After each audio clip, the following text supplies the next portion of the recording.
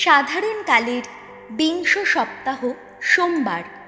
প্রথম পাঠ প্রবক্তা এজেকিয়েলের গ্রন্থ 24 অধ্যায় পদ সংখ্যা 15 থেকে 24।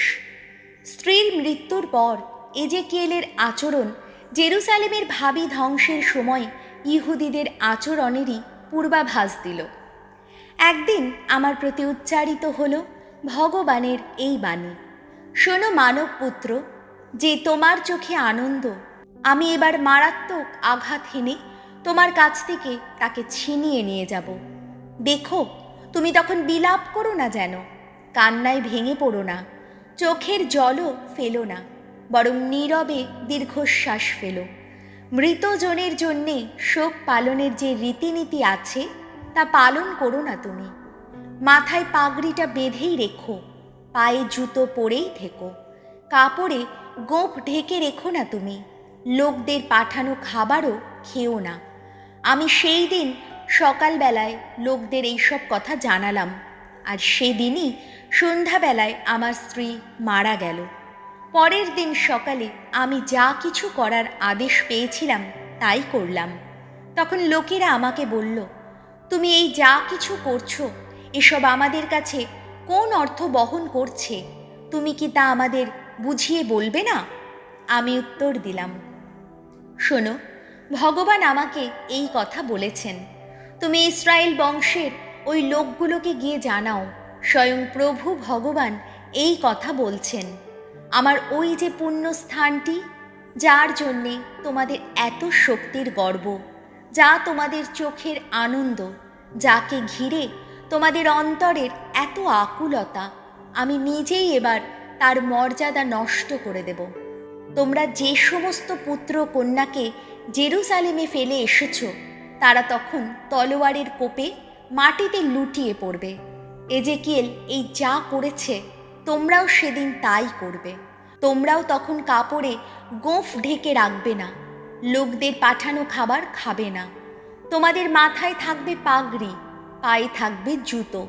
সেদিন তোমরা বিলাপ করবে না, কান্নায় ভেঙেও পড়বে না, কিন্তু নিজেদের সমস্ত অপরাধের জন্যে তোমরা ক্রমে জীর্ণ শীর্ণ হয়ে পড়বে, আর তোমরা একে অন্যের কাছে ফোঁপাতেই থাকবে। এইভাবে তোমাদের সামনে এজেকিয়েল তোমাদের সতর্ক করে দেবার মতো একটি নিদর্শন হয়ে দাঁড়াবে। ওই যা ঘটবার সেদিন তা ঘটবে। সে এখন যা কিছু করেছে তোমরাও সেদিন ঠিক তাই করবে, আর তখনই বুঝতে পারবে আমি স্বয়ং প্রভু ভগবান। প্রভুর বাণী। ধর্মনেতা মসির গীতিকা। ধুয়ো। তোমার ঈশ্বর যিনি, তোমার জীবনদাতা যিনি, তাকে আজ ভুলেই গেছো তুমি। তোমাদের সেই শক্তি শৈল যিনি, জন্মদাতা যিনি, তোমরা তাকে উপেক্ষাই করেছ। তোমাদের জীবনদাতা ঈশ্বরকে ভুলেই গেছো তোমরা। সবই দেখেছেন ভগবান। নিজের পুত্র কন্যাদের অমন আচরণে অতিষ্ঠ হয়ে হেলায় তিনি তাদের ঠেলে দিয়েছেন দূরে। ধুয়ো। তোমার ঈশ্বর যিনি, তোমার জীবনদাতা যিনি, তাকে আজ ভুলেই গেছো তুমি। বলেছেন তিনি, আমি ওদের সামনে থেকে আড়াল করে রাখব আমার শ্রীমুখ, দেখব শেষে ওদের কেমন দশা হয়।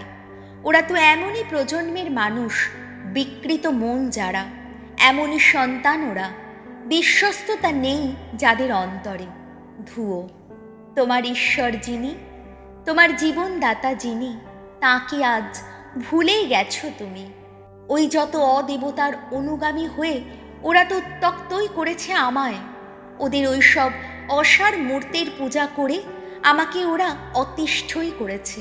তাই আমিও এখন অজাতির যত মানুষকে আমার কাছে টেনে নিয়ে ওদের উত্ত্যক্তই করব। অবোধ এক জাতির মানুষদের কাছে টেনে নিয়ে ওদের অতিষ্ঠই করব। ধুয়ো। তোমার ঈশ্বর যিনি, তোমার জীবনদাতা যিনি, তাকে আজ ভুলেই গেছো তুমি। বাণী বন্দনা। জয় জয়, প্রভুর জয়। অন্তরে যারা দিন, ধন্য তারা ধন্য, স্বর্গরাজ্য তাদেরই, আহা তাদেরই। জয় জয়, প্রভুর জয়। মথি রচিত মঙ্গল সমাচার, 19 অধ্যায়, পদ সংখ্যা 16 থেকে 22। জীবন পূর্ণতা লাভের বিশেষ পথ। একদিন একটি যুবক যিশুর কাছে এসে জিজ্ঞেস করল, গুরু, বলুন তো, শাশ্বত জীবন লাভ করতে হলে আমাকে কোন সৎ কাজ করতে হবে? যিশু উত্তর দিলেন, যা সৎ সেই সম্বন্ধে আমাকে জিজ্ঞেস করছো কেন? সৎ বলতে একজনই আছেন। জীবন রাজ্যে যদি প্রবেশ করতে চাও তাহলে তুমি ঐশ্য আজ্ঞাগুলি পালন করে চলো। যুবকটি জিজ্ঞেস করল, কিন্তু কোন কোন আজ্ঞা? যিশু উত্তর দিলেন, এই আজ্ঞাগুলি: তুমি নরহত্যা করবে না, মিথ্যা সাক্ষ্য দেবে না, ব্যভিচার করবে না, চুরি করবে না, তুমি পিতা মাতাকে সম্মান করবে, আর তোমার প্রতিবেশীকে তুমি নিজের মতোই ভালোবাসবে। যুবকটি তখন যিশুকে বলল, এই সব আজ্ঞা আমি তো মেনেই আসছি, আমার আর কি করতে বাকি আছে? যিশু তাকে বললেন, যদি আত্মিক পূর্ণতা লাভ করতে চাও তাহলে এখন যাও, তোমার যা কিছু আছে সবই বিক্রি করে দাও, আর সেই টাকাটা গরিবদেরই দিয়ে দাও, তাহলে স্বর্গে তোমার জন্যে মহা সম্পদ সঞ্চিত থাকবে। তারপর আমার কাছে এসো আর আমার সঙ্গে সঙ্গে চলো। এই কথা শুনে যুবকটি কেমন যেন বিষণ্ণ হয়েই ফিরে গেল, কেননা তার নিজের প্রচুর সম্পত্তি ছিল। প্রভু যিশুর মঙ্গল সমাচার।